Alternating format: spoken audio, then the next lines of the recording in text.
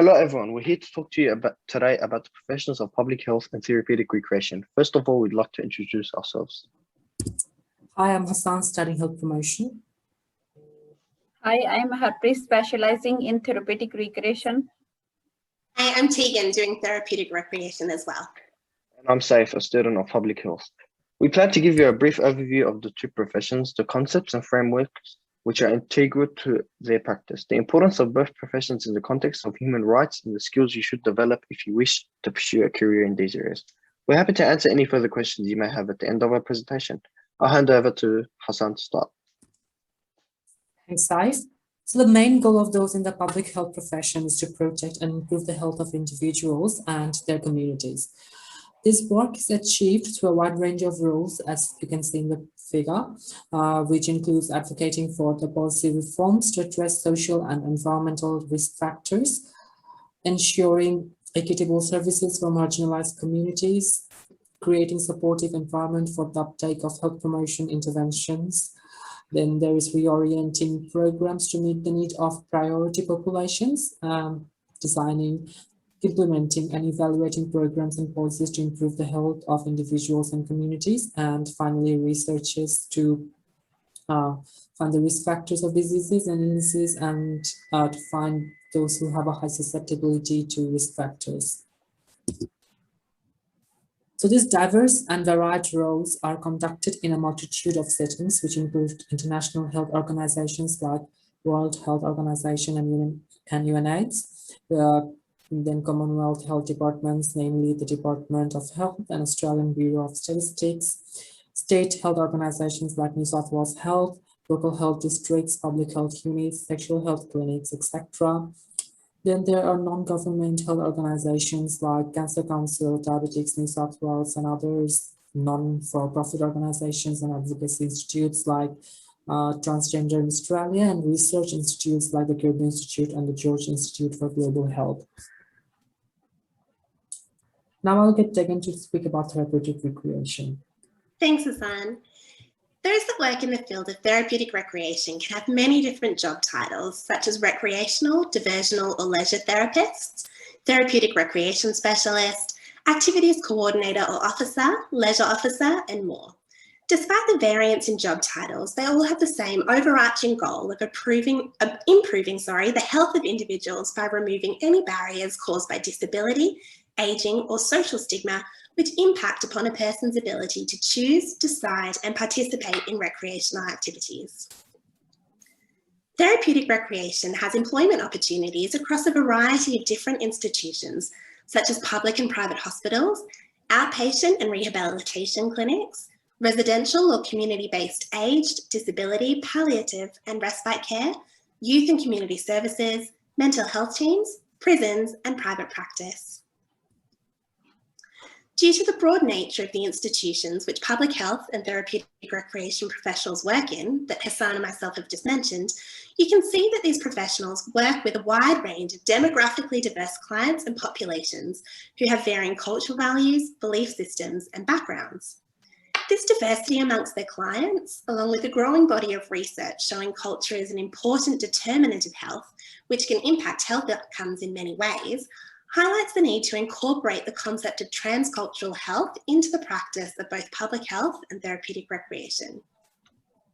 Transcultural health is the study of cultural diversities and similarities in health and illness, as well as their underpinning societal and organisational structures, in order to understand current healthcare practice and contribute to its future development in a culturally responsive way.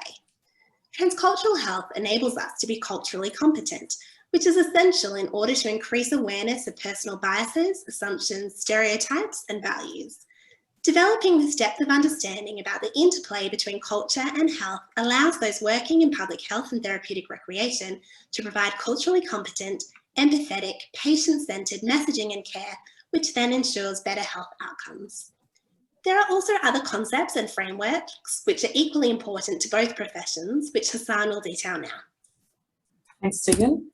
So the most famous scientific model used in public health is the trans-theoretical model of behavior change. The trans-theoretical model, also known as the stages of change model, explains an individual's readiness to change their behavior. It describes the process of behavior changes occurring in stages. These stages include the pre-contemplation stage, the contemplation stage, the preparation stage, the action stage, and maintenance stage. The stages of change model describes how an individual integrates new behavior, goals, and programs at various levels.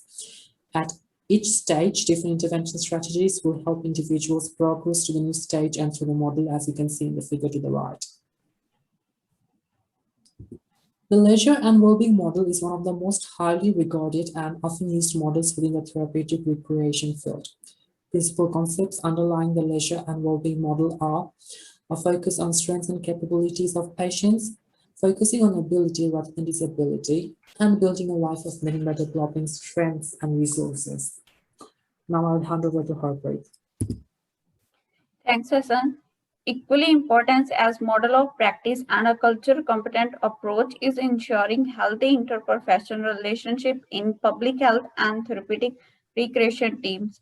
Interprofessional relationships are critical in both public health and therapeutic recreation, as these are two sectors where multiple health workers from different professional background work with patient, families, carer, and community to deliver the highest quality of care. The GPRI framework is often used in health-related fields for interprofessional healthcare and partnership. The framework consists of 4 team working dynamics, setting clear objective, target, and priorities to enable all the members to be committed to the same target and standards, setting clear roles and expectations to ensure individual responsibility match team goals, establishing clear level of authority and coordination of workload by delegating tasks, intensive communication to build healthy interprofessional relationship while collaborating for the needs of patients. Thanks for that, Harpreet. Now I'd like to speak about the reasons why public health and therapeutic recreation are important in the context of human rights and why we all believe they're such vital professions. The World Health Organization lists the highest attainable standard of health as a fundamental human right of every human being. And in line with this, both public health and therapeutic recreation strive to protect and improve the health of individuals and their communities so we can all enjoy this fundamental human right. Articles 24 and 27 of the UN Universal Declaration of Human Rights further state that everyone has the right to leisure, as well as the right to participate in the cultural life of the community and enjoy the arts. Therapeutic recreation assists in making sure those who face barriers to participation in these areas are supported to take part, and in doing so helps improve their health and quality of life. By helping to ensure this, therapeutic recreation is working towards the UN Sustainable Development Goals of good health and well-being and reduced inequality. Multiple research studies have shown the benefits of recreation and leisure towards improving health and well-being, and inequality is reduced when we remove the barriers that people face in participating in it due to age, disability, or social stigma. Jackie Kirk, who was interviewed for this report, also highlighted in her interview that the therapeutic recreation profession can help with the Sustainable Development Goals of gender equality and responsible consumption and production. Through their efforts across many areas to improve the health of individuals and communities, the public health profession works towards a multitude of the UN's Sustainable Development Goals, which you can see listed on the slide. However, the impact and influence of public health and therapeutic recreation in achieving these Sustainable Development Goals is limited when locally there's still shocking inequality in the health outcomes for Indigenous Australians and in the ability of those in regional and rural areas to access healthcare. Globally, challenges are faced in meeting these goals by the fact 10% of the world's population remains in extreme poverty, with 400 million having no access to basic healthcare. There is still substantial work to be done in partnership with many other professions to be able to fully achieve the UN Sustainable Development Goals. We hope that we've given you a good overview today about the professions of public health and therapeutic recreation. If you're interested in pursuing a career in these areas, there are a range of skills you should develop, which Harpreet will elaborate upon. Thanks, Saif. Public health professionals should have a wider knowledge about health, health equity, and the various social determinants of health in order to skillfully develop and assess the policy intervention. Excellent communication skills are needed for engaging the stakeholder and to build a strong relationship with the policymaker Furthermore, prominent communication skill and managing skill are essential to pursue action within the health organization. Therapeutic recreational professionals should have competency to provide patient-centered care where the focus is on the patient and their needs. They should be skilled in providing evidence-based practice and utilizing health information from researchers. In addition to this, therapeutic recreation professionals need to be skillful in using communication techniques such as active listening, proper tone of language, and expressive body language. We want to thank you all for taking the time to listen to our presentation today. If you have any questions about public health and therapeutic recreation, we'd love to help answer them for you in email. Thank you very much.